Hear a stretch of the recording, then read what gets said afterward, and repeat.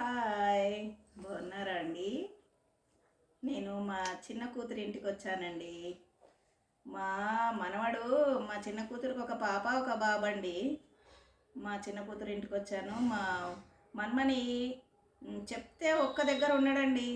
పిల్లలంటే చెప్పాను కదా, వాళ్ళని చాలా జాగ్రత్తగా చూసుకోవాలి అని.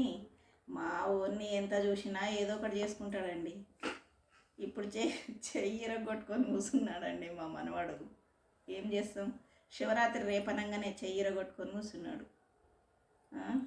చాలా బాధ అనిపించిందండి మా మనవాడిని.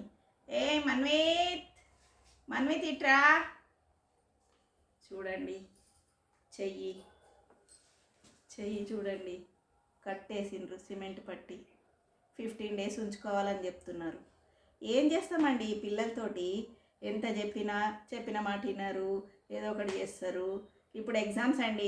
ఈ ఎగ్జామ్స్లో ఏం చేస్తాము?